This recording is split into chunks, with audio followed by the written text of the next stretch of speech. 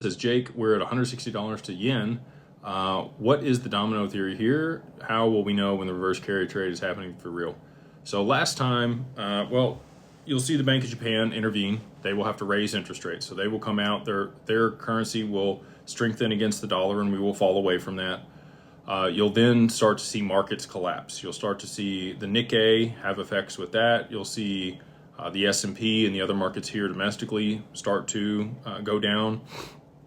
You'll see volatility in the bond market.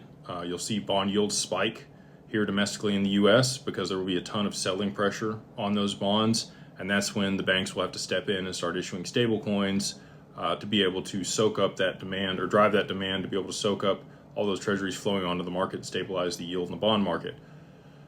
It's going to be a very scary situation for people that really don't understand what's happening. If you look at the same constraints that happened in August of 2024, when we were 13% down in the S&P in a single day, I think it's going to be very similar to that. I think that we're repricing in markets. I think we're going to see 30 to 50% down in markets in a very short period of time. Does that take a day, couple days?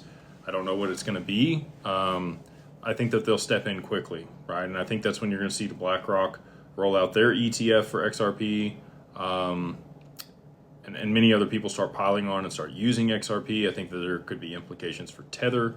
I don't know if it'll be depegged or sanctioned or if they just start freezing a bunch of Tether on the network.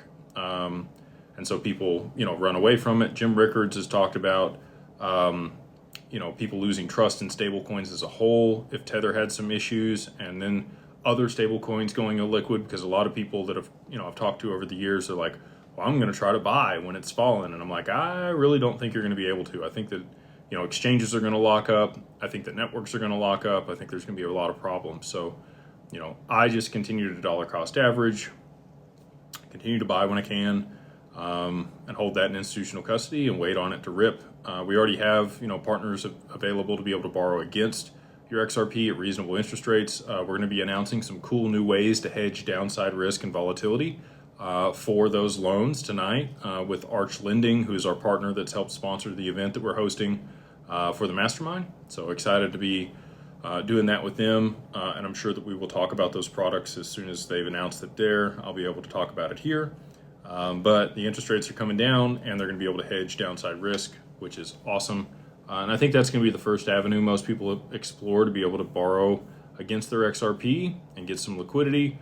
And then obviously, we're going to continue to work on the different opportunities we have at hand to be able to start generating yield or maybe even higher risk returns on the XRP for people that want to participate.